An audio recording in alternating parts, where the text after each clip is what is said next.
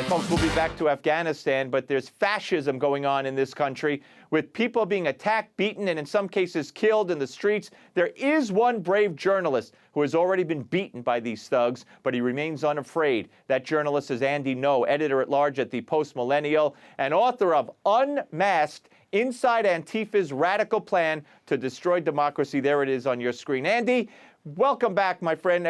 Great to have you. I want to go to some news reportedly made by the FBI last week. They destroyed the media's long-time narrative that the incident at the Capitol on January 6th was a pre-planned, coordinated event. Reports indicate the investigation found 90 to 95% of those involved belong to no group. But the Congress continues to investigate. The media pushes the conspiracy narrative, while ongoing groups like Antifa are ignored.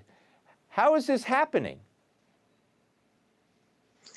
Well, we've seen over and over that the legacy media, the establishment media, has been compromised in that they over and over are more interested in pushing sensational narratives.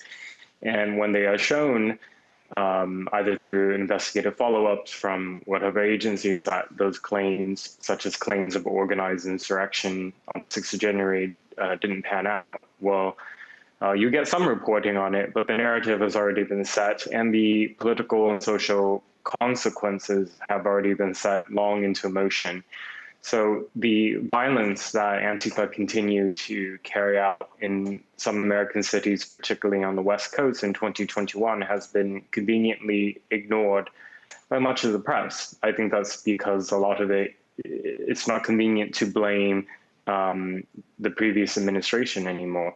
I mean, it kind of undermines a lot of their argument if Antifa is still going out on the streets and causing violence and targeting buildings and citizens under a Biden presidency. It's unbelievable what's going on. Now, also, Andy, on January 6th, the killing of Ashli Babbitt by the Capitol police officer had been, he's been cleared in secret. We never even officially learned his name, but on Thursday, he appeared on NBC News. Watch. And what did you think this individual was doing at that moment? She was posing a threat to United States House of Representatives. Her family points out that she was not armed. That's correct. The fact that you weren't aware whether she was armed or not, did that alter the decision-making? It did not.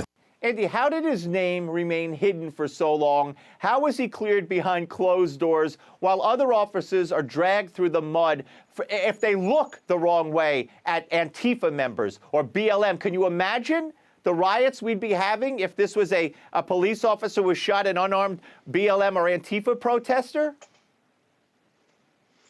Yeah, we've had one set of standards that has been established by the mainstream left or the mainstream press, that's synonymous in many ways, which is that it's okay to dox an officer who's been accused of some type of misconduct or accused in a police-involved shooting of a citizen.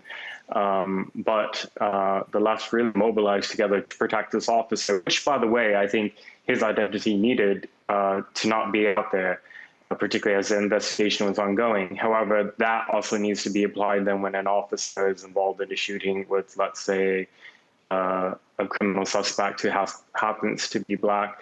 I think what this demonstrates over and over, though, and particularly the really callous coverage on Ms. Babbitt and her family and the people she was around, is that the lives of Trump supporters or conservatives, whatever you want to call them, it really doesn't matter to half this country. I mean, tomorrow will be the 1-year anniversary of the 1-year murder of Aaron Danielson in Portland, and he was shot dead. He was a Trump supporter who was stalked and shot dead by the self-described Antifa member last year during the height of the riots. His death has just been pushed aside. So we see over and over that the lives of, depending on some of these political views, they can just be kind of discarded by the press. And I think for me, on a human emotional level, it's really, it's disturbing to see that.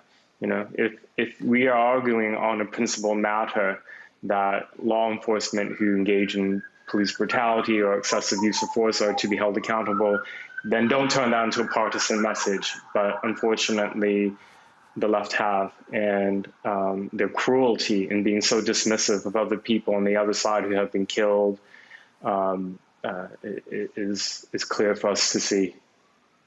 Yeah, yeah, it's a shame. And, you know, kudos to you for reporting on everything that goes on in Portland. We have Christians being attacked. We have riots in the streets, tear gas and explosives being thrown. You're the only one out there pushing us. And keep it up, Andy. And thank you for joining us.